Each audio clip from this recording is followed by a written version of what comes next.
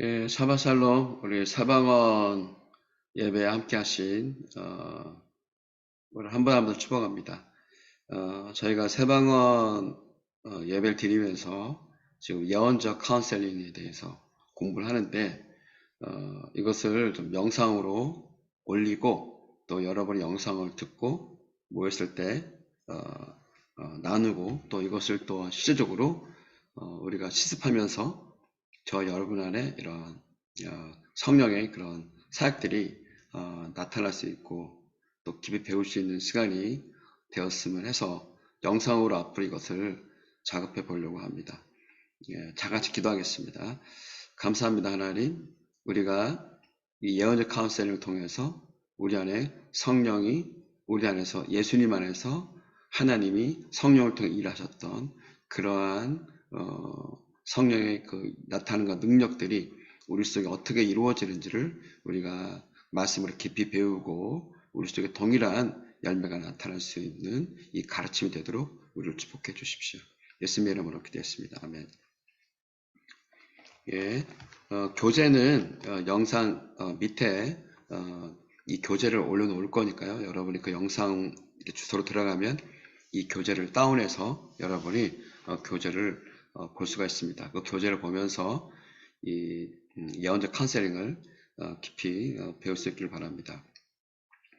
먼저 저희가 이 월요일날 기도하는 모임이 세방원 예배로 되어 있습니다. 저희 아설교회 사이트 들어오면은 거기에 보면은 이제 세방원 예배가 이렇게 쭉 올라가 있거든요. 그래서 저희가 우리 교회 주소도 올려놓을 테니까 거기 들어와서 여러분들이 그 세방원 그 예배를 보시고 또 저희 매주 월요일마다 세방원 예배를 저희 교회에서 매주 월요일마다 예배를 드립니다. 그 주소가 있고 또 제 전화번호도 있으니까 여러분들이 이렇게 문자 주시고 또 거기 안내를 따라서 참석할 수가 있습니다. 우리가 먼저 여러분 교재를 보시면서 예언적 카운슬링으로 되어 있는데 교재로는 그 위에다 한번 써보세요. 세방원 사역학교.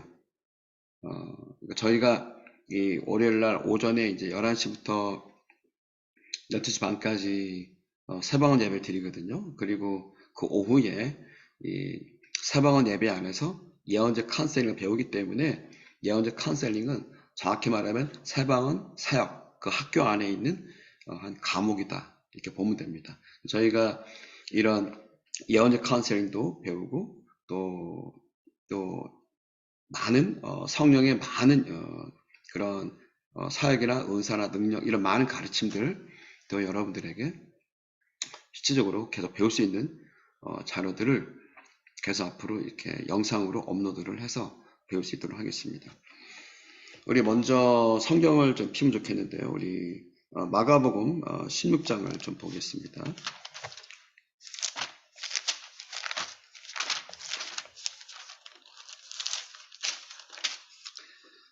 신약성경 마가복음 16장 15절부터 20절의 말씀을 한번 같이 읽어보겠습니다. 그 후에 11 여자가 음식 먹을 때에 예수께서 그들에게 나타나사 그들의 믿음 없는 것과 마음이 완악한 것을 꾸짖으시니 이는 자기가 살아난 것을 본 자들의 말을 믿지 아니함일러라. 또 이르시되 너희는 온 천에 다니며 만민에게 복음을 전파하라. 믿고 세를 받는 사람은 구원을 얻을 것이요 믿지 않는 사람은 정죄를 받으리라. 믿는 자들에게는 이런 표적이 따르리니 곧 그들이 내 이름으로 귀신을 쫓아내며 새 방언을 말하며 뱀을 집어올리며 무슨 독을 마실지라도 해를 받지 아니하며 병든 사람에게 설로 얻는즉 나으리라 하시더라. 주 예수께서 말씀을 마친 후에 하늘을 올려지사 하나님 우편에 앉으시니라. 제자들이 나가 주를 전파하세 주께서 함께 역사하사 그 다른 표적으로 말씀을 확실히 증언하시니라. 예수님께서 이제 이 땅에 공생을 마치고 십자가에서 죽으시고 부활하신 뒤에 바로 천국 가신 게 아니라 40일 동안 이 땅에 이제 계시면서 제자들에게 마지막 중요한 얘기를 하셨습니다. 그 중요한 얘기 중에 예수님이 이제 하늘에 올려지기 전에 예수님께서 이 말씀을 하신 것입니다. 그러니까 이 말씀은 이 땅에 남아있는 그 예수님을 믿었던 제자들과 그 초대교회 공동체에게 있어서는 이것은 예수님의 유언적 명령이라고 볼 수 있는 거죠. 자, 그 명령을 보면 15절의 첫 번째 말이 뭐냐면 온 천하에 다니며 복음을 전파하라는 것입니다. 자, 복음을 전파할 때 믿고 믿고 세례를 받은 사람은 구원을 받을 것이다. 그러니까 복음을 전해서 복음을 영접도 시키고 또한 모두 해야 된다는 거야. 세례를 주라는 거죠. 우리는 이제 장로교회는 이렇게 뭐 물세례를 주기도 하지만 성경적인 것은 침례를 주는 거죠. 물에 잠기는. 자, 이런 세례를 통해서 구원을 받았으면 어때요? 그 사람을 교회랑 공동체에 참여시켜서 구원받은 백성으로 들어오게 하라 이런 거죠. 자, 믿지 않는 사람은 정죄를 받으리라. 자, 복음을 듣지 않고 믿지 않는 사람은 정죄를 받는다는 것은 이것은 이제 한번 죽는 걸 정하신 것이고 그 후에 심판이 있으리라 하신 것처럼 영원한 하나님의 형벌의 심판을 받는 걸 말하고 있습니다. 17절에 믿는 자들에게 이런 표적이 따른다 이렇게 되어 있습니다. 근데 이제 여기에 이제 우리가 이제 이것이 이제 우리가 이 세방언 사역 이 학교 안에서 이제 우리가 저와 여러분이 교제하는 예언적 카운셀링을 이제 구조 배울 건데 여기 17절에 믿는 자들에게 이런 표적이 따른다 그럴 때 이 믿는 자가 누굴 말할까? 자세히 보면요. 이거는 14절을 보세요. 그 후에 11 제자가 음식 먹을 때에 예수께서 그들에게 나타났다 그랬거든요. 그러니까 이 15절부터 20절에 이 믿는 자들이라 이 말은 예를 들면 누가 지금 내가 복음을 전하고 있는데 그 복음을 듣고 있는 그런 사람들의 믿는 자를 말하는 것이냐 아니면 지금 예수님을 따르고 이미 있었던 12제자나 70인 제자에게 말한 것이냐 그럴 때 여기 믿는 자는 바로 예수님을 따랐던 12제자와 70인 제자를 두고 믿는 자들에게 이런 표적이 따를 거다 이렇게 말했다는 거죠. 그렇다면은 저와 여러분은 이미 믿는 자가 되었죠. 우리는 신앙생활을 어떤 사람은 이미 예수를 믿고 신앙생활을 10년, 20년 하신 분들이 많을 겁니다. 그럼 여러분은 이미 예수를 믿고 예수를 알아온 분들이라면 여러분은 믿는 자가 될 수 있다는 거죠. 그렇다면 여러분이 믿는 자라면 10절 뒤에 이런 표적이 따른다고 되어 있거든요. 그러면 이 표적이 뭔가요? 내가 예수님을 따르고 믿는 자가 되었다면 나를 통해서 17절 이후에 말한 것처럼 곧 그들이 누구예요? 믿는 자, 예수님을 따랐던 초대교회 12제자, 70의 제자처럼 예수를 따랐던 그 제자들이 에게 말한 거죠. 너희는 내 이름, 예수 이름으로 너희는 귀신을 쫓아내게 될 것이다. 또 세방을 말하게 될 것이다. 뱀을 집어 올릴 것이고 무슨 독을 말지라도 해를 받지 않게 될 것이고 또 병든 사람에게 손을 얹은 즉 낫게 될 것이다. 자, 이렇게 자기 따르는 70인 12와 제자와 70인 제자에게 이 말씀을 하시고 주 예수께서 말씀을 마치신 후에 하늘로 올라갔다가 되겠죠. 그래서 예수님은 지금 이제 보좌 우편에 앉아 계십니다. 그렇죠? 19절 끝에 하늘 우편에 앉아 계시니라. 자, 20절을 보세요. 제자들이 나가 두루 전파하세 주께서 함께 역사하사 그 다른 표적으로 말씀을 확실히 증언하시니라. 그러니까 어떻게 해요? 제자들이 이제 나가서 복음을 전파했겠죠. 복음을 전파하는데 어떤 일이 있었겠습니까? 복음을 전파할 때 복음을 전파하는 그곳에 귀신 들린 사람도 왔을 것이고 병든 사람도 왔을 거라는 거예요. 그럴 때 그 12제자들이 예수 이름으로 귀신 들린 사람을 예수 이름으로 귀신을 명령했을 때 귀신이 쫓겨나가고 병든에게 손을 얹었을 때 어떻게 했다는 거예요. 병이 낫는 일들이 20절 보세요. 제자들이 나가 주를 전파했어요. 복음을 전파했어요. 전파했다는 건 복음을 전파한 게 아니라 어떻게 하는 거예요? 예수 이름으로 귀신을 쫓아내는 명령도 했을 것이고 병든 자에게 손을 얹어서 예수 이름을 낳는 기도도 했을 거라는 거죠. 자, 근데 어떻게 했다는 겁니까? 제자들이 나가서 그렇게 두루 전파했어요. 주께서 함께 역사. 주는 여기는 하나님을 말하는 것입니다. 하나님이 오늘도 우리 안에 오셔서 어떻게 했다는 거예요? 함께 역사해서 그 따르는 표적으로. 따르는 표적이 뭡니까? 오늘 예수님이 하신 이 14절부터 이 18절에 하신 이 말씀을 제자들이 이 말씀을 믿고 이 말씀을 그대로 순종했을 때 그 다른 표적으로 하나님이 이 표적이 나타나겠다는 거죠. 우리가 복음을 전했을 때 사람들이 예수를 믿고 침례를 받았을 때 그들의 구원을 줬을 것이고 또 예수 이름으로 귀신을 쫓아냈을 때 귀신이 쫓겨나는 역사도 함께 역사를 함께 했을 것이고 병든 자에게 손을 얹었을 때 낫는 역사도 함께 했을 것이고 그렇게 했다는 거죠. 제가 이제 제가 이제 신학을 마치고 젊은 날에 하나님께서 제가 러시아 선교로 이제 저를 불렀습니다. 그때 제가 이제 러시아 선교를 나가기 전에 기도를 했습니다. 기도를 할 때 하나님께서 제게 이 마가복음 16장 금방 읽었던 이 15절부터 20절의 이 말씀을 제게 주셨습니다. 자, 그런데 제가 이 말씀을 받았지만 저는 뭐 어떤 사람들에게 제가 예수 이름으로 귀신을 향해 쫓아본 적도 없었고 또 병든 자에게 손을 얹어서 뭐 낫는 그런 기적을 경험한 적이 한 번도 없었습니다.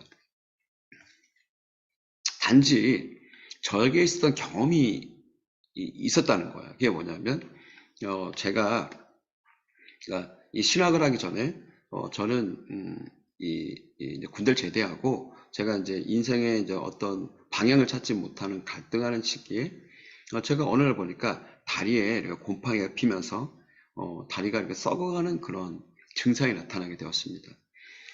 그때 그럴 수 있죠. 제가 병원에 갈 수 있었지 않습니까? 그런데 그때 제가 병원에 가는 걸 미뤘어요. 그냥 약을 바르면 낫겠지. 근데 약을 바르는데 약이 이제 점차 안 들게 되고 낫지 않으면서 그게 점점 더 커지면서 고름이 나오면서 발이 썩어가게 됐습니다. 제가 너무 늦게 늦어진 거예요. 근데 제가 그럼 그때도 병원에 갈 수 있었는데 그때 제게 좀 어떤 마음이 있었냐면 제가 하나님께 이 병든 것을 가지고 이제 하나님께 제가 이제 좀 기도를 제가 하고 싶었던 것 같아요. 그래서 제가 병원을 가지 않고 제가 하나님께 계속 기도를 했었습니다. 어떻게 보면 지금 같았으면 병원을 갈 수 있었을 것 같은데 제가 병원을 가지 않았었어요. 그리고 제가 기도를 하는 중에 더 심해졌겠죠. 그래서 제가 이제 목발 짚고 다녀야 되고 그리고 거기가 곰팡이가 덮여서 진물이 나오고 그래서 이제 발에 이제 붕대를 감고 그리고 다니는데 그때가 이제 한여름이었던 것 같아요. 근데 이제 그때 제가 저를 안수해준 목사님이 유대인 목사님이셨습니다. 예수님이 유대인인데 이 목사님이 이제 집회로 오셨습니다. 근데 그 집회가 저녁 5시부터 7시부터 그 다음날 새벽 5시까지 집회가 되었었어요. 제가 그 집회에 이제 참석을 했는데 제가 이제 오른쪽 한 귀퉁이 제가 자리를 앉고 앉았는데 근데 이제 그 목사님이 이제 뭐 찬양도 하고 이제 예배팀에 찬양도 하고 말씀을 전하고 이제 끝나고 뭐 기도를 하는데 이제 제가 생각해보세요. 제가 찬양이 어떻게 될 수 찬양 어떻게 될 수 있겠어요? 나는 지금 발이 썩어가고 있는데 나는 그래서 찬양할 때 찬양하지 못하고 앉아 있었는데 그때 이제 어떤 분이 지나가는데 그분이 이제 그 신학교 교수님이셨습니다. 이 교수님이 지나가면서 나보고 형제님 찬양을 하세요 이렇게 얘기를 하더라고요. 근데 그때 찬양을 어떻게 할 수 있겠어요? 왜냐면 내가 발이 병들었고 이미 이 진물이 나오는데 내가 지금 목발 짚고 있는데 뭐 어떻게 찬양하라는 것인가? 그러니까 내가 찬양을 그 말을 했지만 나는 찬양을 못하고 앉아 있었습니다. 근데 그때 내 인생에서 아주 중요한 이 마가복음 16장 이 금방 읽었던 이 본문의 말씀이 나에게 이제 경험되어지는 어떤 그런 첫 시작이었다고 볼 수 있습니다. 제가 찬양을 안 하고 앉아 있었는데 갑자기 내 마음에서 저는 그게 이제 성령님이었다고 지금 알고 있습니다. 내 마음에서 이런 마음이 든 거예요. 네가 만일 찬양하지 않으면 너처럼 병든 많은 사람들을 못 돕는다는 거예요.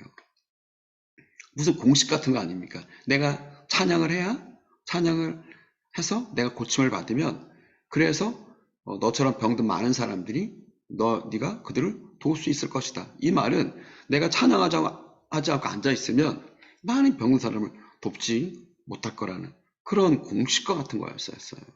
내가 언제 그런 사람들을 위해서 내가 하나님 내가 많은 병든 사람들, 귀신든 사람들을 내가 돕는 그런 일을 하겠다 기도한 적도 없었습니다. 여하튼 그런 음성을 내가 내 쪽으로 이렇게 들렸는데 그것이 내 마음에 떠나지 않는 거예요. 근데 뭔지 모르지만 내가 순종을 해야겠다라는 생각이 들어서 제가 일어났습니다. 일어나서 내가 목발 짚고 있었잖아요. 그런데 일어났는데 계속 내 마음에 이렇게 말하는 거예요. 하나님을 찬양하라고. 근데 사실 제가 찬양이 안 되는 거예요. 왜 안 됐냐면 사실 내가 병든 또 근본적 원인이 있을 거 아니에요.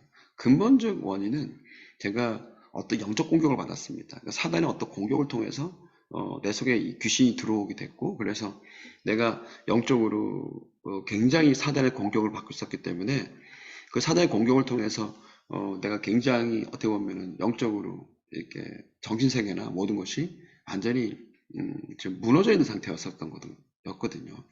그런 와중에 병동이 됐고, 근데 내가 찬양을 한다. 그럼 찬양한다는 거는 어때? 뭐 찬양을 좀 기분이 나든지, 찬양할 때 하나님 느껴져야 되는데 하나님이 느껴지는 것도 아니고 찬양할 도저히 내 속에 어떤 마음도 안 생기는 거였던 거죠. 그런데 네가 찬양하지 않으면 너처럼 병든 사람을 못 돕는다는 그런 어떤 내 마음에 이상한 울림이 있어서 제가 일어나게 됐는데, 저는 그때 하나님이 저를 은혜를 베풀었다 믿습니다.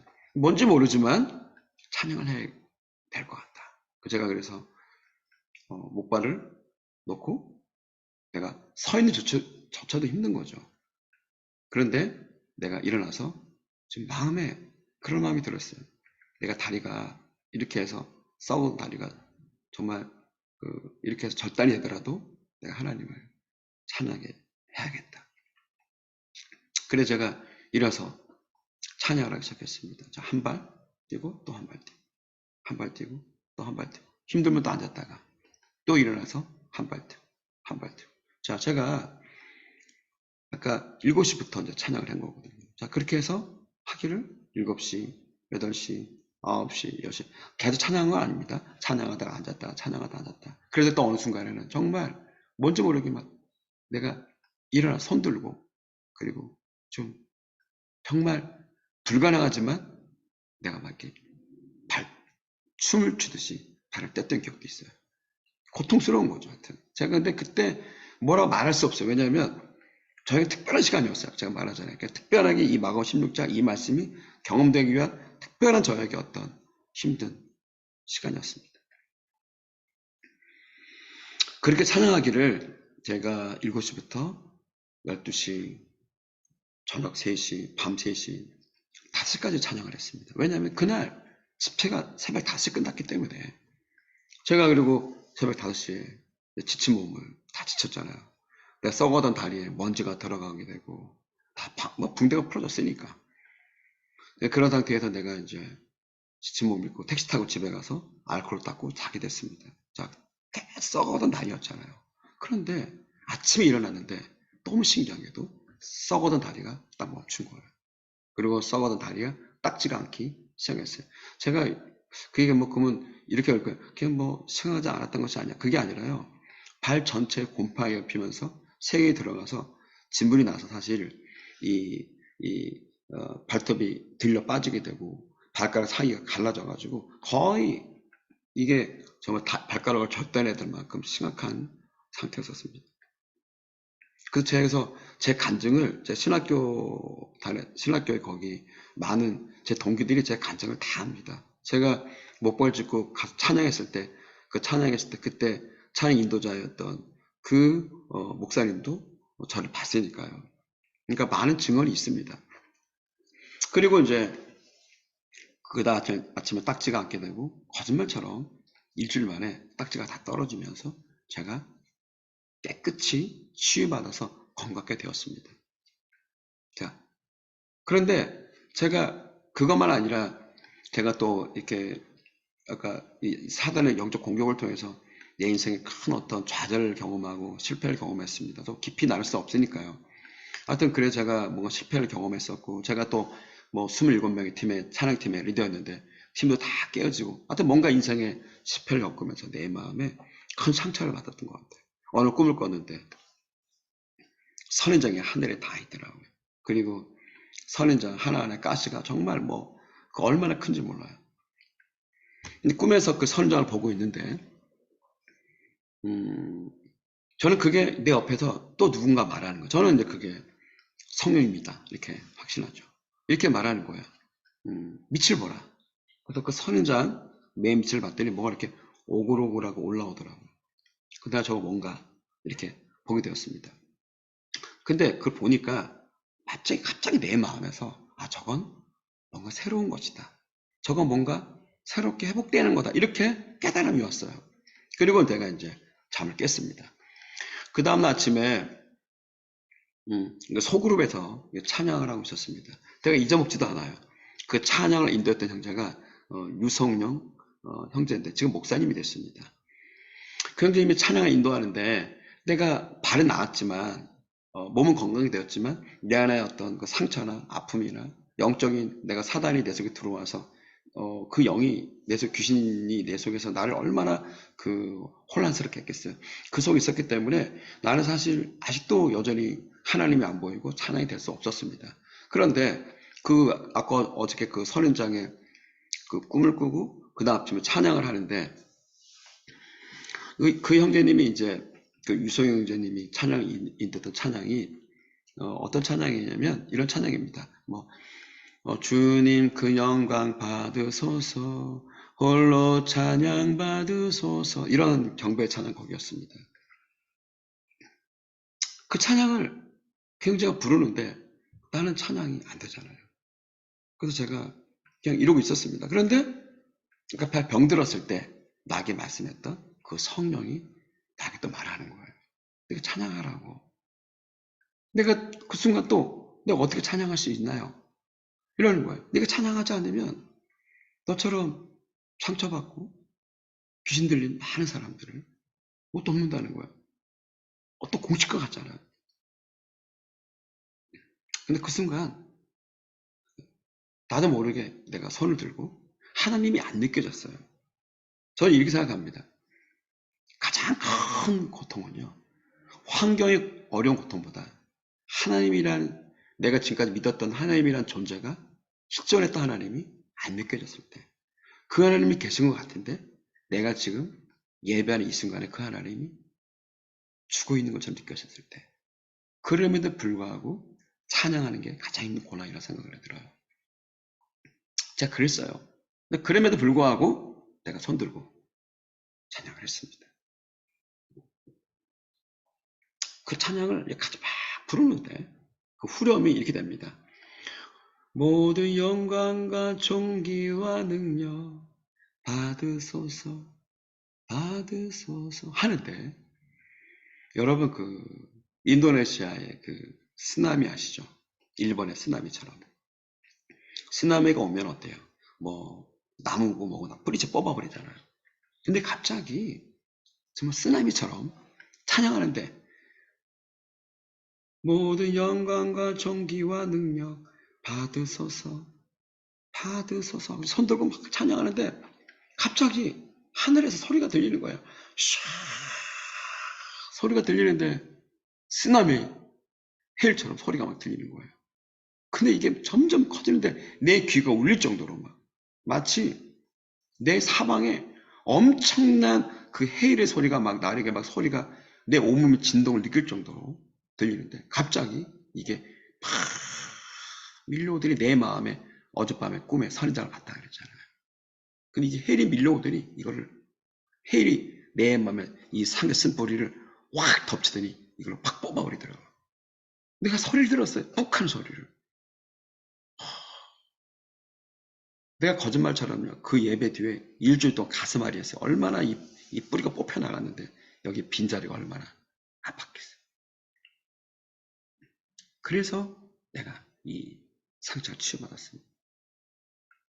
그러고 나서 이제 제가 언젠가 또 깊이 간증을 했겠지만 그 뒤로 제가 이제 매일 이 말씀을 매일 묵상하고 기도하고 이러면서 모르겠어요. 근데 어느 날 내 속에 있던 마귀가 내 몸에서 나갔습니다. 어느 나갔다니 모르겠어요. 근데 어느 순간 이 마귀가 나에게 떠나가게 됐고 나는 완전히 회복되게 되었고 지금도 저는 그래요. 마귀는 완전히 떠난 건 아니다.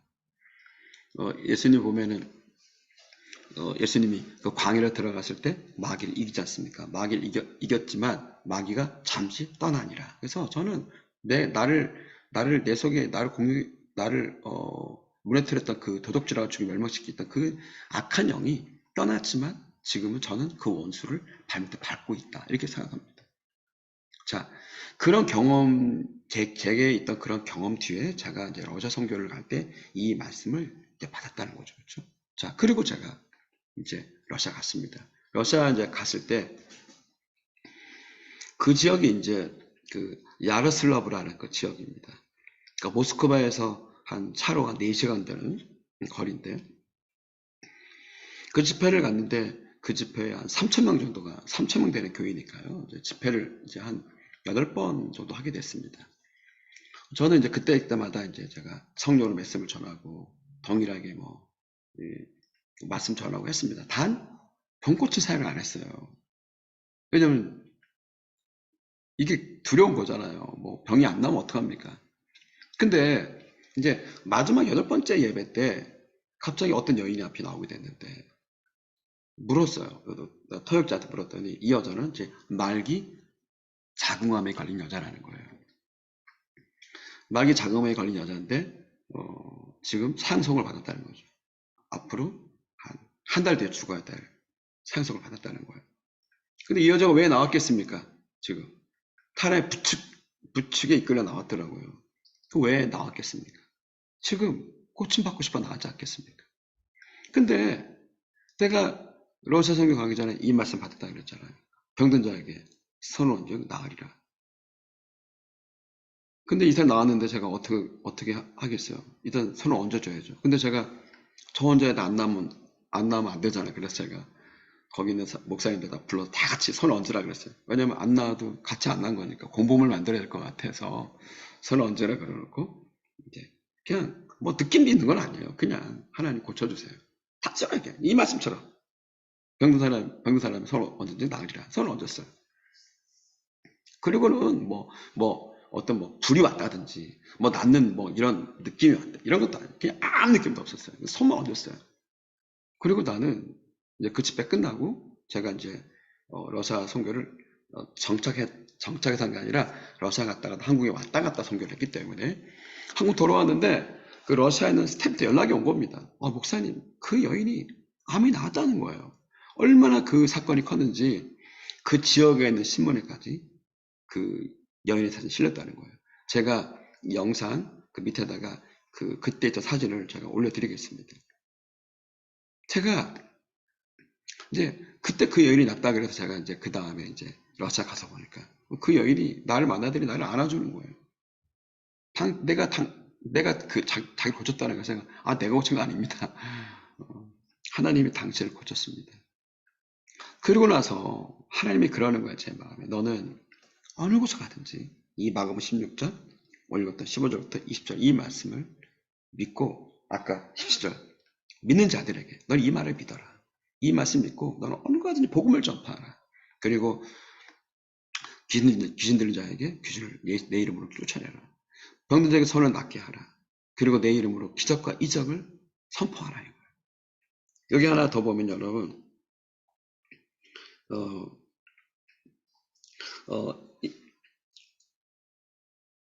주께서 이런 말씀이 있거든요. 우리가 예수 이름으로 표적과 기사와 이적의 능력이 나타날 것도 다른 본문에 말씀하고 있거든요. 그래서 한 번은 제가 이런 기억이 납니다. 니지니 노브가드로라는 도시에 갔었을 텐데 그때 집회에 한 1,500명 정도가 참석을 했습니다. 근데 그때 그 집회 때 제가 마음에 이제 제가 그 집회를 준비하는데 저는 이제 주로 이제 이렇게 병든 자에게 손을 나으리라 이렇게 이런 걸 많이 했었는데 그때는 또 이 말씀에서 좀 내 이름으로 귀신 쫓아내면 이 말씀이 또 경험되는 집회였던 것 같아요. 제가 이제 집회를 준비하는데 자꾸만 내 이름으로 쫓아내라 내 이름으로 쫓아내라 자꾸만 이걸 하라는 거예요. 근데 안 해봤으니까 두렵잖아요. 제가 사실 준비를 다 못하겠더라고요. 그래서 내가 그 집회를 앞에 단상에 설 때까지 제가 설교를 준비를 안 했어요. 그러니까 그냥 하나님이 병 고쳐주는 이건 경험이 있었으니까 이런 걸 했는데 아까 제일 며칠 간증했잖아요. 자, 제가 발도 나왔고 그리고 상처 나왔죠. 근데 제가 악한 영이 나갔다 그랬잖아요. 그러니까 나에게도 어떤 축사가 있었던 거잖아요. 축사가. 근데 내가 귀신이 나갔으니까 어떤 뭐 경험도 난 게 아니라 귀신이 나갔으니까 근데 그게 어떻게 나간지 모르겠지만 나에게 축사가 일어나는 거죠. 그래서 하나님이 나한테 축사를 하라는 거였어요. 나한테 아마 그런 경험이 있었으니까 나를 또 축사를 아마 나를 통해서 아마 하겠다고 생각하는데 근데 이렇게 말하는 거죠. 자꾸만 내가 설교를 하려고 그러는데 자꾸만 내 영을 성령께서 붙들어서 자꾸만 그냥 손을 얹어 놨는 거 이걸 하지 말고 자꾸만 내 이름으로 길 쫓아내라 이 설교를 자꾸만 하라는 거야. 내가 더 이상 내 영을 거부하면 안 되겠더라고요. 그때 느꼈어요. 여러분 성령이 우리 영을 이렇게 잡아 끌고 가는 걸 내가 알았어요 그때. 그래서 제가 안 되겠다. 그래서 그냥 예수 이름으로 명할 때 귀신이 낫는 사과를 했습니다. 그래서 여기 일어나라고 해놓고 여기 병든 사람 손에 올려놓으라 이렇게 해놓고 나서 막 예수 이름으로 귀신아 나가라고 질병의 귀신아 나가라고 막 선포를 했습니다. 근데 갑자기 이런 마음이 오는 거예요. 여기 휠체어라든지 못 걷는 사람들 하여서 갑자기 내 마음이라는 거야. 예수 이름으로 못 걷는 사람이 예수 이름 명을 일어나 걸어가라. 막 그 명령이 나오는 거야 내 속에서. 나도 내가 한 게 아니에요. 내 안에 하나님이 내 영 붙들고 내 속에 막 말을 하는데 내가 거부할 수 없었거든요. 그리고 러시아에는 그때 그 집회 때 많은 사람들이 저한테 기도 요청을 했는데 있잖아요. 여기 그 매독이라고 그러죠. 성적인 문제가 많았던 것 같아요. 근데 그것도 막 내가 예수 이름으로 이 매독의 이 질병을 타버리라고 명령을 한 거예요. 매독은 치유되라고 명령을 하고. 그리고 가장 많이 했던 거는 귀신아 나가라. 질병의 신을 막 대적을 쫓아내는 축사를 막 했습니다. 그런데 놀란 게 뭐냐면요. 예수를 명령했는데 나는 뭔지 모르죠. 귀신이 축사된 걸 잘 보이진 않았죠. 그런데 어떤 사람이 앞에서 이 목발지고 걷지 못한 사람이 앞에서 막 갑자기 자기가 나오더니 걸어가는 거예요. 걷더니 목발을 막 내려오더니 그 사람이 막 걷는 거예요. 그러니까 또 다른 사람들이 막 걸으면서 너무나 많이 예수님의 이름의 권세와 능력으로 사람들이 그 질병에서 노예에서 풀려 걸어 다니는 걸 보여준 거예요. 그리고 매독을 어떻게 확인하겠습니까? 나중에 간이 들었지만 많은 사람들이 병이 나았다고. 그러니까 많은 귀신이 나가게 된 거죠. 또 그 중에 하나가 제가 병사를 손을 얹어놓고 그 다음에 내가 기도했거든요.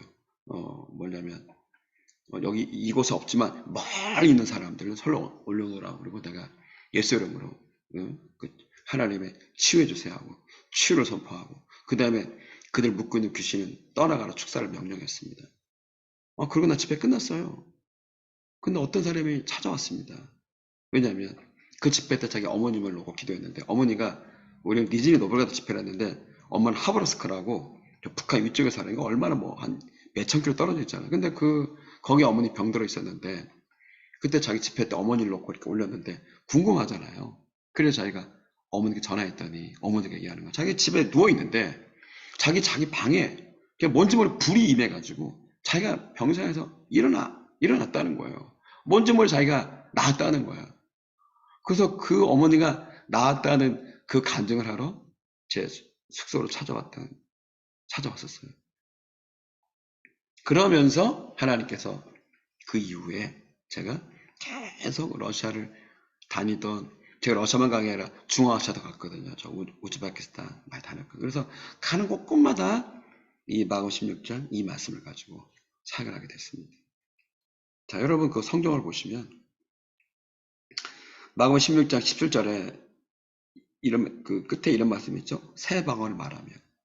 여러분 여기 새 방언이 아까 말씀드렸죠. 이것이 예수님의 마지막 유언 중에 유언의 명령인데 새 방언이 단지 우리가 방언할 때 방언이 그냥 바뀌는 새 방언 정도일까요?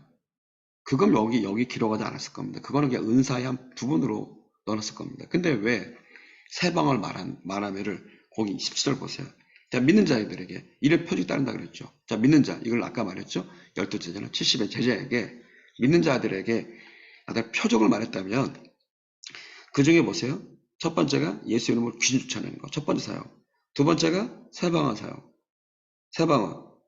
그 다음에 세 번째가 뱀을 짚는 것. 네 번째가 병든 사람을 손을 얹어 낫게 하는 것.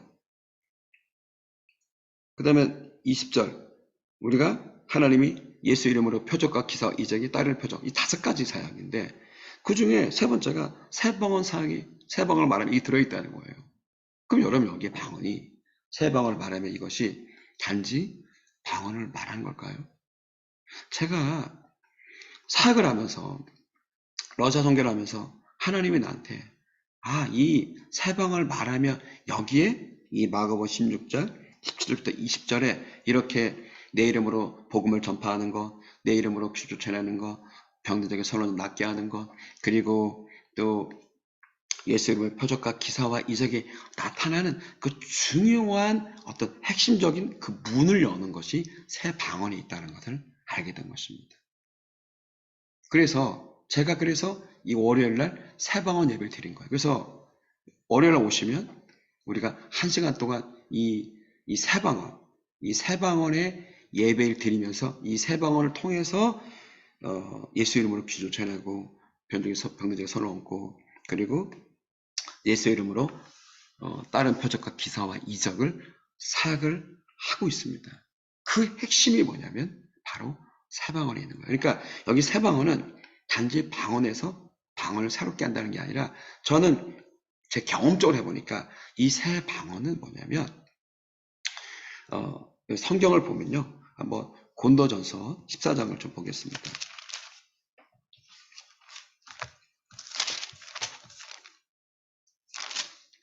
고린도전서 12장을 보면요. 12장은 이제 은사장이라는 그럽니다. 12장 몇 절을 보냐면요.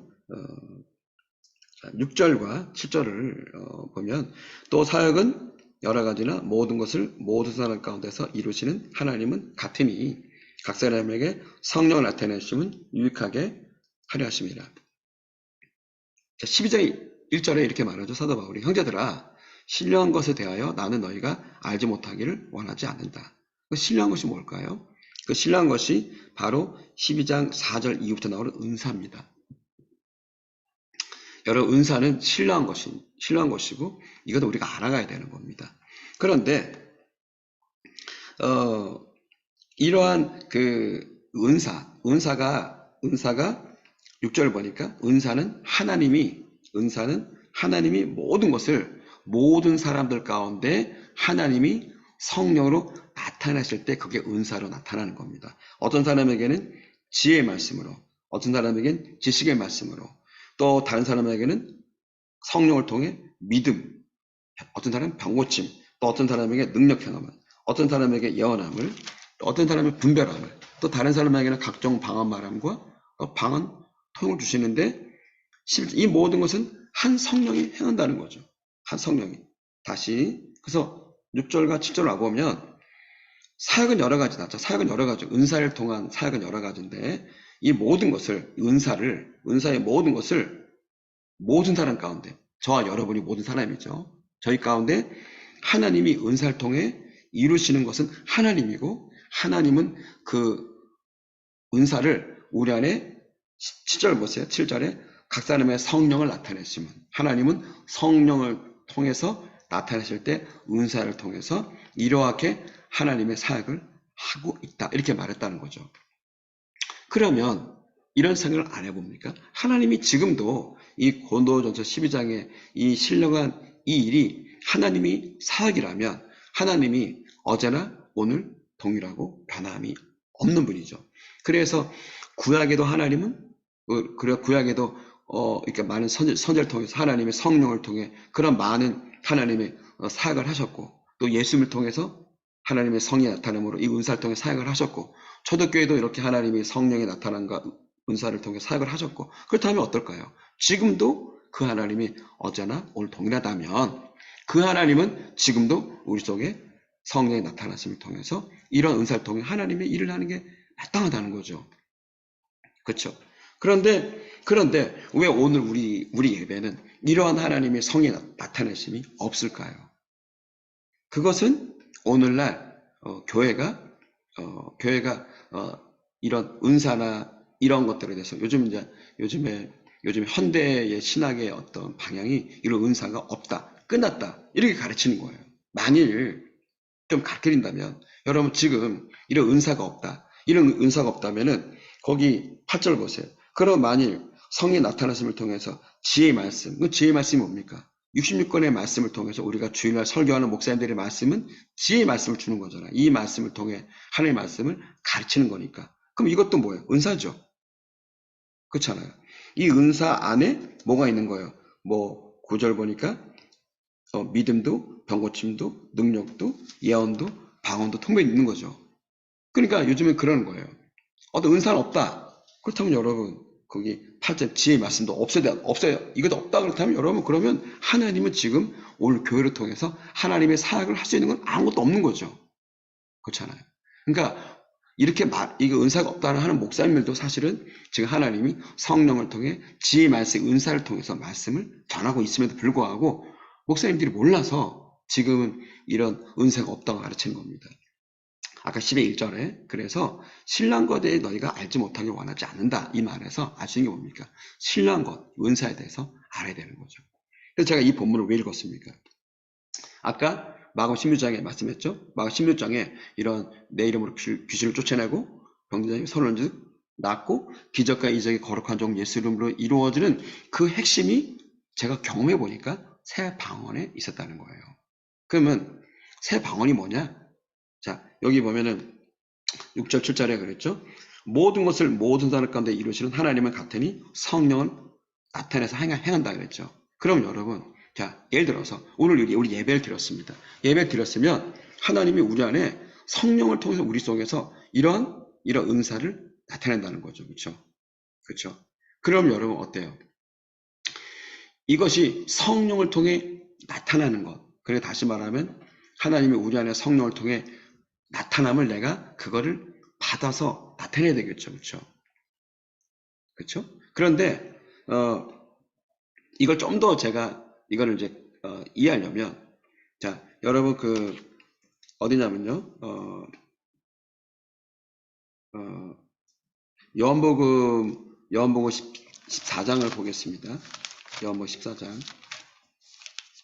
오늘 세 방언에 대한 부분을 좀 더 가르쳐 드리는 걸로 오늘 첫 번째 강의를 마칠 건데요. 요한복음 14장을 보면은 14장 몇 절이냐면요.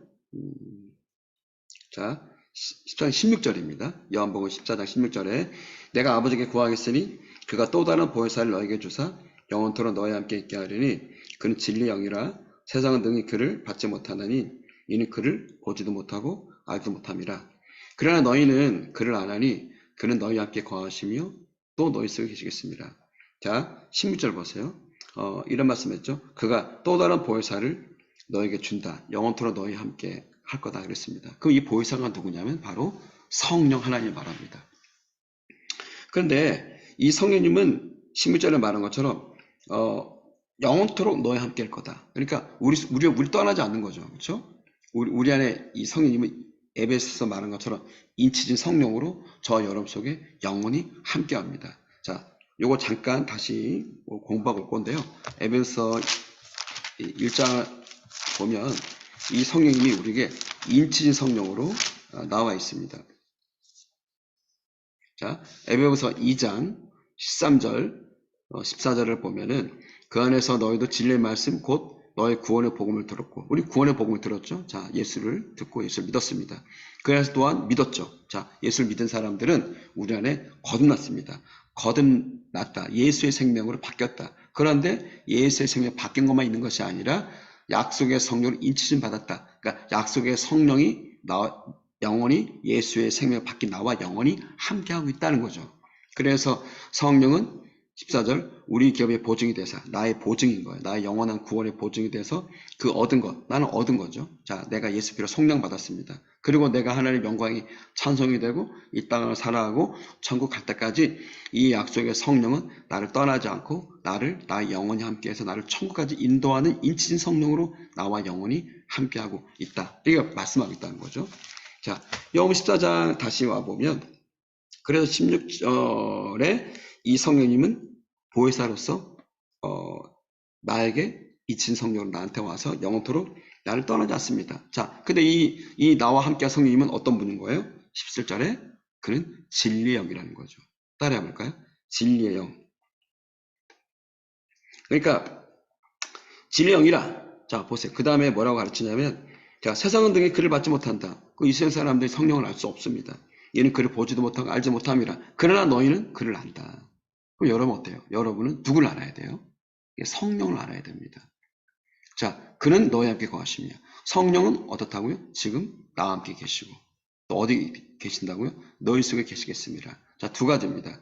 너희와 함께 거하시며 너희 속에 계시겠습니다. 한번 따라해 볼까요? 너희와 함께 거하시고 너희 속에 계시겠습니다. 그러니까 너희와 함께라는 건 뭡니까? 자, 교회를 말 우리가 믿는 교회 공동체 안에 거기 성령님 계시고 또 너희 속에 계시겠습니다. 어디 계신다는 거야? 내 안에, 내 속에 내 구원받은 예수 생명인 내 안에 인친 성령으로 나와 함께 하고 있다는 거죠. 자, 26절을 보세요. 마가복음 14장 26절. 자, 이 성령님은 어떻습니까? 자, 보혜사 곧 아버지께서 내 이름으로 보내실 성령 그가 어떻게 한다고요?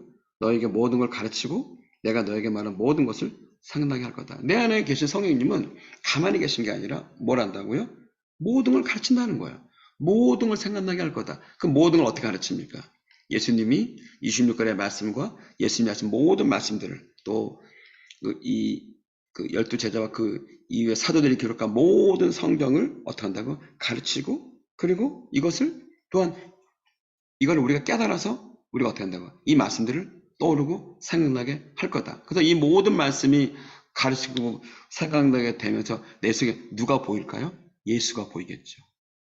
왜 예수가 보일까요? 이거 하나 더 보면요. 누가복음을 좀 보겠습니다.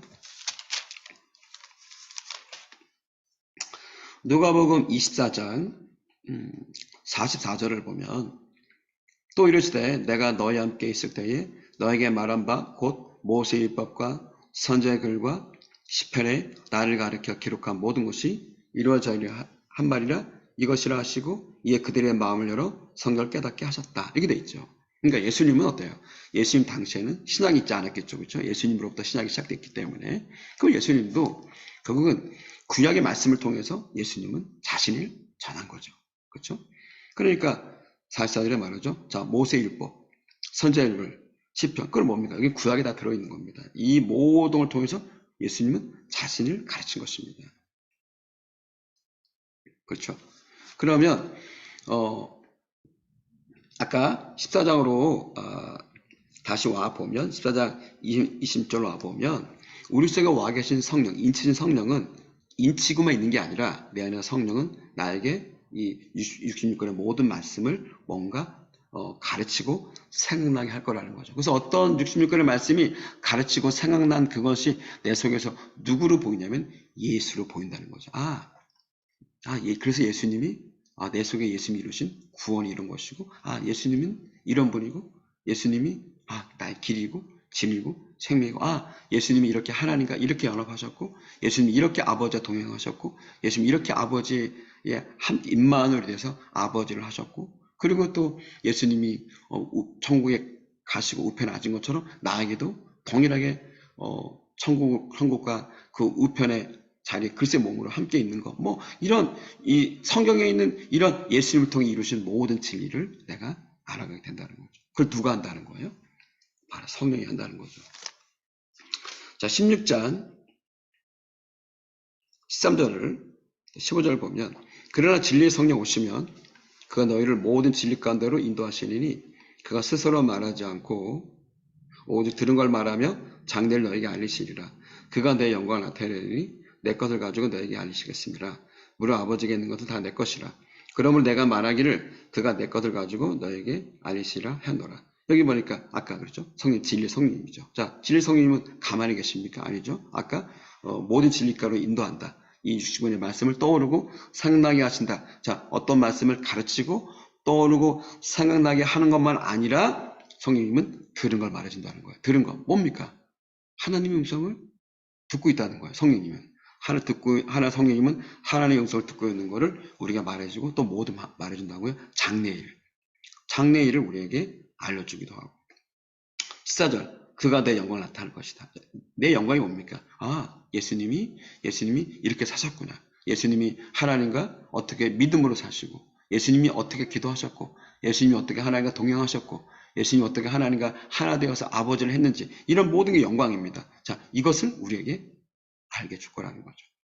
그러면 여러분, 이제 제가 계속 말한 게 뭡니까? 마가복음 16장에 세 방을 말하고 있는 거죠. 그렇죠? 그러면 여러분, 그러면 제가 왜 성령을 가르칠까요? 자, 여러분 성령님이 계십니까? 계신 분들 아멘 해보세요. 그럼 여러분 성령님이 계시고, 그러면 이 성령님이 진리의 성령님이고, 그리고 하나님은 이 성령을 통해 은사와 능력을 나타내는 분이 이 성령님이라면, 이 성령님이 내 속에서 풀려 나와야 되겠죠. 이 성령님이 내 속에서 뭔가 운행하고 나타나야 되겠죠. 그렇죠? 그 내 속에서 운행하고 풀려 나오는 그것이 무엇으로 될까요? 자, 이것을 사방과 이해를 해야 됩니다. 그것이 사도행전 2장입니다. 사도행전 2장을 보겠습니다. 사도행전 2장 4절을 보면요. 자, 사도행전 2장 내용을 아시죠? 뭐냐면 사도행전 1장에 예수님께서 이제 아까 말한 40일을 아까 마치고 마가복음 16장에 중요한 말씀을 하셨죠. 그렇죠? 근데 그 말씀도 하셨지만 무슨 말씀도 했냐면 4절 5절에 요한은 물론 세례를 베풀었지만 너희가 이제 성령의 세례를 받을 거다. 그러니까 성령의 세례를 받도록 기도하라. 이 말을 했거든요. 근데 여러분, 이 성령의 세례가 뭔지를 알아야 돼요. 자, 하나 어디 찾냐면요. 자, 누가복음 24장.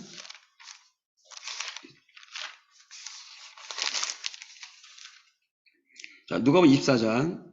이것도 예수님이 맨 마지막에 했던 내용과 연결해서 같이 비슷한 맥락인데, 이 24장 49절에 이렇게 말하죠. 볼지어다 내가 내 아버지께서 약속하신 것을 너에게 보낸다. 아까 성령을 말하죠. 자, 성령을 보낼 건데 이렇게 말했다는 거죠. 자, 말씀을 줄을 쳐보세요. 너희는 위로부터 능력으로 입혀질 때까지 이성에 머물라. 그러면 오순절날 임했던 성령은 뭐예요? 위로부터 임한 능력이었다는 거예요. 위로부터 임한 능력. 그럼 여러분, 예수님은 어땠을까요? 위로부터 임한 능력을 힘입어 아버지를 했겠죠. 그러겠죠. 그러니까 50절에 어때요? 50절에 예수님이 그들의 손을 들어 축복합니다. 자, 영적 의미가 있습니다. 여러분, 예수님이 가장 원하는 건요, 저와 여러분이 위로부터 능력을 힘입어서 예수님처럼 살기 원하는 거겠죠. 자, 예수님 축복합니다. 51절 축복하실 때 그들 따라 하늘을 올라갔습니다. 근데 그때 이제 120문도들이 그 예수님께 경배하고 큰 기쁨으로 예루살렘에 돌아가. 자, 예루살렘에 돌아가. 어디에서? 늘 성전인데 이게 마가의 다락방이죠. 여러분, 마가의 다락방을 예수님은 성경은 성전이라고 기록한 거예요. 여러분, 진짜 성전이 뭔지 압니까? 진짜 성전은 120문처럼 정말 하나님의 위로부터 능력을 입는 그런 공동체가 있는 그것이 진짜 성전이 되는 거예요. 그렇죠? 자, 그러면 다시 사도행전 2장에 와보세요. 자, 이들이 예수님께서 말한 것처럼 위로 능력이 입힐 때까지 이성을 떠나지 말고 너희가 마가다락방에 모여서 너희가 기도를 해라. 그랬죠. 자, 여러분 생각해봐요. 그 120문도들 중에 누가 있나요? 자, 베드로가 있었죠. 여러분, 베드로가 예수님이 그랬거든요. 내가 그 십자가 죽을 거다. 그러니까 베드로가 예수님 그럴 수 없습니다. 내가 예수님 지키겠습니다. 그러다 예수님 법정에 가서 재판받을 때 옆에 있는 사람이 당신 예수님 제자가 아니냐? 그러니까 베드로가 3번이나 저주하면서 예수를 모른다 그랬습니다. 자, 어떻게 그럴 수 있나요? 물론 베드로는 그 전에 이미 구원받았잖아요. 예수님 물었거든요. 베드로야, 넌 나 누구라 생각하느냐? 그러니까 베드로가 그랬거든요. 주는 그리스도시고 살아계신 하나님의 아들입니다. 그러니까 예수님이 뭐라 그랬습니까? 바요나 시몬아, 네가 나를 주는 그리스도시고 살아계신 하나님의 아들이라고 깨달은 것은 하나님이 너에게 알게 했다 그랬거든요. 야, 하나님이 알겠다는 경우에 영생이잖아. 영생은 곧 유일하신 참 하나님과 예수를 아는 거거든요. 그러니까 어때요? 하나님이 베드로에게 예수를 알게 했다면 이미 영생이 있는 거죠. 그러니까 구원을 이미 받았던 거예요. 구원을 받았지만 무엇이 없었어요? 예수님을 따라갈 능력이 없었던 거죠. 그렇죠? 그러니까 예수님을 저주했던 거죠. 오늘 많은 성도들이 구원을 받았습니다. 내 안에 성령 인치심 받았지만 그것으로서 내가 예수를 따라갈 수 있느냐? 못 따라가요. 결정적 순간이 오면 우리가 예수를 분할 수밖에 없는 연약함 속에 아직 있는 거예요. 예수님이 베드로만 아니라 그 따르는 모든 제자들도 예수님이 법정에 갔을 때 다 도망갔지 않습니까? 그런데 그 베드로와 그 예수님을 두려 도망갔던 그 사람들에게 예수님께서 유일하게 한 말이 뭐예요? 너희가 이로부터 능력을 입혀야 된다. 그러니까 기도해라. 그래서 그들이 이전에 사도행전 2장에 그들이 오순절날 이르러니까 이들이 열흘간 망에 다락방에서 기도를 합니다. 그랬더니 이전에 갑자기 하늘로부터 급하고 강한 바람이 그들의 임해가지고 마치 불의 여처럼 갈라지는 것들이 그들의 각사는 머리머리 임했다는 거예요. 자, 4절 보세요. 그들이 뭐가 됐다고요? 한번 따라해보세요. 다 뭘 받아요? 성령의 충만을 받았다고 되어 있죠? 이 성령 충만함이 아까 누가복음 24장에 뭐라고 그랬어요? 위로부터 능력이 입혔다는 거예요. 자, 능력 입히자마자, 자, 첫 번째, 줄 쳐보세요. 이 능력 입히자마자, 제일 첫 번째, 그들이 뭐 했다 그랬죠? 성령이 말하게 하심을 따라. 따라올까요? 성령이 말하게 하심을 따라. 어때요, 여러분? 이 위로부터 능력이 입히고 나니까 충만해지니까 그들이 자기의 언어가 아니라 자기 속에 충만하니까 그 속에서 성령의 말하게 하심을 따라 그들이 말을 했다는 거예요. 물론 이때 말은, 다른 언어로 말했다. 이 말은 그때 많은 나라 사람들이 그 예루살렘에 모였을 때 각 나라 언어로 마치 각 나라 사람이 왔다면 각 나라 언어로 말을 했다는 거예요. 이게 이제 8절에는 난곳방언이다 이렇게 했다는 거죠. 그 나라 언어로 말을 했다는 거예요. 근데 이 난곳방언을 말한 그 이후에 보면요. 다 방언하기 시작했다가 나옵니다. 그러니까 이 위로부터 능력이 입히고 나자 성령으로부터 그 속에 나타나는 게 뭐냐면 방언이 열린 거예요. 방언이 열렸어요. 자, 그 11절 보세요. 그리스인과 아라비인들이라 우리가 다 우리 각 언어로 하나님의 큰 일을 말하면 듣는다. 그런데 아까 그랬죠. 처음 성령이 임했을 때 그들이 각 나라 언어로 말했다. 그럼 여기 하나 가르쳐 드리겠습니다. 여러분, 우리가 알고 있죠? 초창기 이렇게 노아의 그 후손들이 그들이 어때요? 노아 후손들이 그들이 점점 사람들이 많아지니까 우리가 성을 짓자, 우리가 하늘까지 올라가자, 그래서 바벨탑을 짓잖아요, 그렇죠? 그때 하나님 어떻게 합니까? 그때 하나님이 그들을 교만을 보시고 바벨탑을 깨뜨리면서 그때 한 게 뭐야? 각 사람의 언어를 혼잡하게 했죠. 그래서 그때 언어가 여러 나라 언어가 만들어진 거죠. 근데 어때요? 오순절날 어떻게 됩니까? 그들이 성령이 임하면서 각 사람의 언어로 말했다는 겁니다. 거꾸로 그때 하나님이 바벨탑을 무너뜨렸지만 어떻게 했다는 거야? 이제는 새로운 하나님의 성전을 만들어서 각 나라 언어로 말을 하지만 어떻게 하는 거야? 이제는 예수 안에서 성령 안에서 다시 하나 된 백성을 모은다. 그런 예언적인 메시지도 있는 거죠. 자, 이렇게 보면 어때요? 자, 다시. 그래서 위로부터 권능을 받고 처음에 그들이 각 나라 언어를 말할 때 분명히 11절에 하나님의 큰 일을 말했다는 거야. 뭔지 모르죠. 어떤 하나님의 큰 일을 말했는데 그 큰 일을 말했던 그것이 자 2장 17절에 보니까 하나님이 말씀하기를 말세에 내가 내 영을 모든 육체에 부어줄 거다. 그러니까 하나님이 지금 이 14절과 15절이 뭡니까? 이게 지금 누가 말하는 거야? 베드로가 이 성령 충만하니까 그 가운데 이 성령이 임한 것이 무엇인지를 지금 가르치고 있죠. 그렇죠? 뭐라고 말합니까? 말세의 내 영을 내가 모든 육체에 부어줄 것이다. 지금 오순절 성령이 임한 거는 지금 말세인데 하나님의 성령이 우리에게 부어진 것이다. 부어졌는데 이것은 마치 요엘에 예언한 것처럼 이 성령이 부어질 때 요엘이 말한 것처럼 우리 자녀들이 예언하게 되고 환상을 보게 되고 꿈을 꾸게 되고 18절에 보니까 남자에게 여자에게 그들이 능력이 보다 예언하게 될 것이고 19절부터 보니까 이제 하늘과 땅에 어떤 하나님의 징조도 있게 될 것이고 그러면서 이제는 예수 이름으로 구원받는 일어나게 될 것이고 그러면서 22절에 뭐라고 말합니까? 이스라엘 사람들아 이 말을 들으라. 너희도 아는 바와 같이 하나님께서 나타난 예수로 큰 권능과 기사와 표적을 너희 가운데 베푸사 너희 옆에서 그를 증언했지 않느냐. 무슨 말입니까? 하나님도 나타난 예수에게 큰 권능과 기사 표적을 주셔서 하나님 예수를 통해 기적을 이렇게 하나님을 증언했던 거, 예수님을 증언했던 것처럼 지금 오순절 이 성령이 임한 걸 통해서 이 성령이 너에게 큰 권능과 기사와 표적을 너희 속에 이 예수님에게 베푼 것처럼 동일하게 이 오순절 날 성령이 큰 능력, 큰 권능과 기사와 능력으로 임한 것이 아니냐, 이렇게 말을 하고 있다는 거죠. 그럼 여러분, 제가 아까 마음 16장에 세 방을 말하고 있지 않습니까? 그럼 생각해봐요. 여러분들이 세 방을 말하며가 이루어지려면 어떻게 되겠습니까? 아까 너희가 내 이름 쫓아내고 병이 손을 얹고, 이건 다 언제 이루어졌나요? 예수 이름의 표적과 기사 이적이 언제 이루어졌나요? 오순절날 성령 사건 이후에 이루어진 거죠. 그래서 여러분 뒤에 보면은 3장에 가면 이제 성전 미문에 앉은 병이를 베드로가 고치는 일어나지 않습니까? 다 보세요.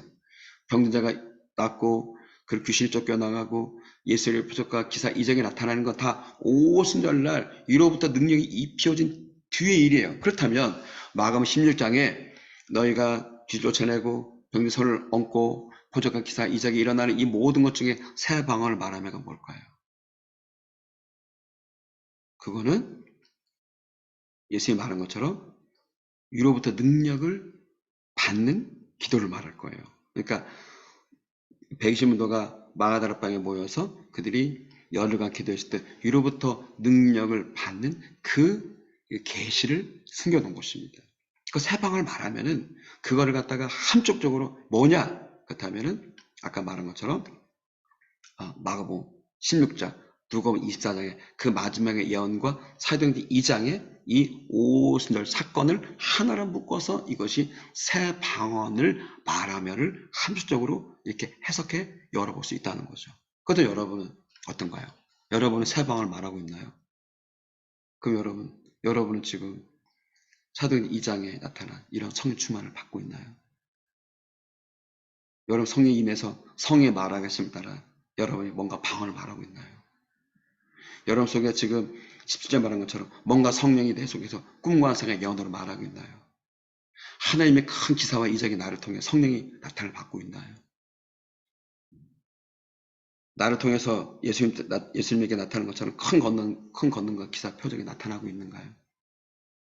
단 하나? 나에게 오순절 마가다락방에만 큰 권능이 없으면 아무것도 안 일어난다는 거죠. 새 방언을 말하며 보세요. 방언인데 왜 사방언을 말할까요?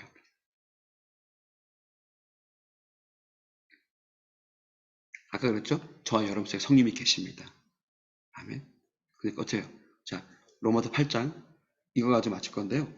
로마서 8장을 하나 보세요.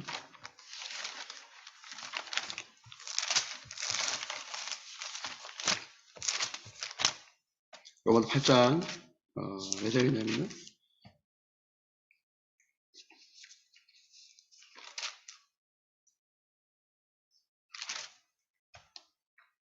로마서 8장 27절에 보니까 마음을 26절에 보니까 이와 같이 성령도 우리 연약함을 도우시나니 우리 마땅히 기답바를 알지 못하나 오직 성령이 말할 수 없는 탄식으로 우리를 친히 간구하신다.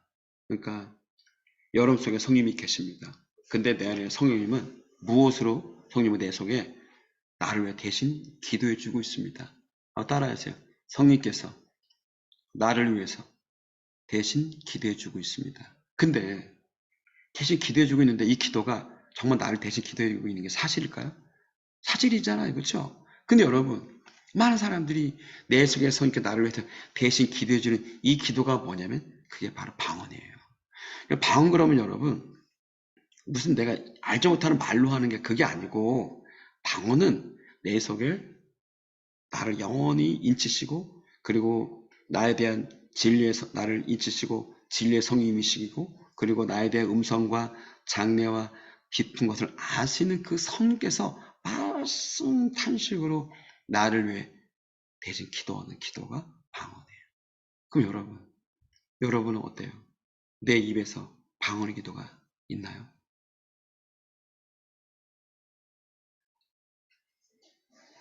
제가 경험해 보니까 내 속에 이 방언의 기도를 내가 하잖아요. 방언의 기도를 우리가 월요일날 하면 거의 뭐 1시간 동안 막 찬양하고 방언으로 합니다. 방언으로 막 기도하잖아요.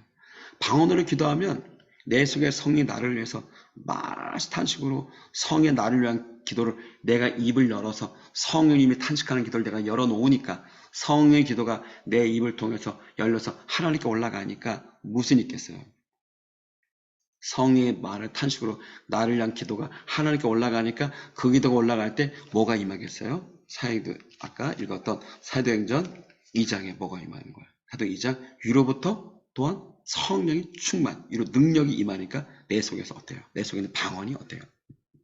내가 이 방언이 하나님께 올라갔는데 이 방언의 길을 통해서 위로부터 능력이 입혀나니까 내가 성령이 말하게 하심을 따라 이제 나를 통해 성령이 나를 통해서 이제는 이 성이 나를 통해서 하나님이 내 성령을 통해 이제 아까 고린도전 12장이죠. 나타나는 거예요. 어떻게? 지혜, 지식, 병고침, 믿음, 능력, 기사와 이적의 능력이 내 안에 하나님이 내 안에 성령을 통해 나타남을 주기 때문에 그래서 내 속에 성령이 말을 탄식으로 기도하는 방언의 기도가 올라가고 위로부터 성령의 권능이 왔을 때 그럴 때 방언이 바뀌는 거예요. 어떻게? 이렇게 거꾸로. 방언이 어떻게 되냐면 하나님이 나를 통해서 성령의 능력이 나타나는 내가 방언을 하는데 이제 방언이 하나님께 아니라 방언을 말하는데 하나님이 성령을 통해 이제 나에게 뭔가 은사와 능력을 통해 뭔가 말하시고 사역을 하는 그런 방언에 통해서 하나님 일하심이 나타나는 걸로 가게 됩니다. 그때 그것이 새 방언이 되는 거예요. 자, 한 번 더 정리할게요. 여러분의 성령님이 계십니다. 그렇죠? 배웠죠? 그 성령님이 나를 통해서 기도합니다. 자, 방언으로 내가 입을 열어 방언으로 기도해요. 방언 기도를 해야 되겠죠? 자, 기도를 합니다. 그 방언이 쭉 올라갈 때 어떻게 돼요? 올라갈 때 위로부터 능력이 입히겠죠. 오순절처럼 성의 능력이 딱 입혔을 때 사도행전 2장이 어땠다고요? 성령을 통해 큰 일을 말한다 그랬죠. 자, 성이 딱 임했을 때 그때 어떻게 되는 거예요? 여러분 방언이 이게 하나 올라갔다 방언이 거꾸로 능력을 입히면 거꾸로 돼가지고 어떻게 된다고요? 이제 이 성령의 방언이 나를 통해서 하나님의 큰 능력과 능력을 나타내는 방언으로 간다. 방언이 통해서 하나님의 큰 일을 말하는 걸로 간다. 그것이 사도의 인장에 보니까 베드로가 말하잖아요. 이 성이 임하니까 그때 베드로가 맛을 말하면서 꿈과 환상의 예언도 말하고 2장에 기사와 이적도 말하고 그렇죠? 그러면서 예수님께 큰 권능과 기사와 능력으로 나타났다 말하기도 하고 사도행전 3장에 성령 비밀의 안전병이가 낳는 기적도 나타나죠. 그래서 우리 속에 성령을 통한 방언의 기도, 그 다음에 이로부터 큰 능력이 임하는 기도가 딱 만날 때 이것이 거꾸로 돼서 하나님의 능력이 나타나는 이것이 새 방언인 거예요. 그래서 방언의 기도와 하나님이 능력이 입혔을 때 이것이 새 방언이 될 때 성령이 나타나는 것, 능력이 되어서 하나님의 사역이 나타나는 것, 이것이 새 방언이다. 이렇게 정리할 수가 있습니다. 제가 여러분, 저희 교회가 이제 저희가 여호와 산막 기도를 하기 때문에 여호와 산막 기도 때 오시면 여러분이 여러분 속에 성령님을 통해서 방언의 기도가 열리기를 바라고 언제든지 저희 모임에 오시면 여러분들이 방언 기도를 통해서 여러분들이 방언의 기도가 계속 올라가서 방언의 기도가 충만해질수록 이제 위로부터 능력이 입을 때 여러분이 새 방언의 기도가 되면서 여러분이 어떻게 되는 거예요? 사도행전에 있었던 2장의 역사와 더불어서 사도행전 역사가 여러분 통해서 나타나게 될 때 그것이 예수님과 똑같은 역사로 나타나게 될 것입니다. 자, 이것이 새 방언의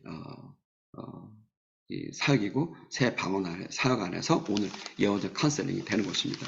자, 이제 마가복음 16장을 보시고 그래서 10절에 믿는 자들에게 이런 표적이 따른다. 그들이 내 이름을 귀 쫓아내고 그리고 세 번을 건너뛴다면은 자 보세요. 뱀을 짚고 그다음에 병서로 나리라. 기사와 이적의 표적은 기사와 이적이 거룩한 예수에 이루어질 것이다. 이 모든 것이 다 무엇을 열린다고요? 새 방언. 새 방언이 뭐라고요? 마가복음 16장 또 누가복음 24장 이게 사도행 2장과 연결해서 새 방언이 이렇게 그들이 모여서 기도할 때 방언으로 기도하고 또 위로부터 능력이 입혀서 그 방언의 기도를 통해 하나님이 이제 능력이 나타내시는 이것이 새 방언의 계시다. 이 새 방언이 바로 하나님의 능력을 이 땅에 가져오는 분과 같다. 자, 이렇게 새 방언을 여러분이 이 방향을 이해하고 그 가운데 계속 예언적 카운셀링을 여러분이 배우는 여러분 되길 바랍니다. 자, 주의를 축복합니다. 자, 샬롬.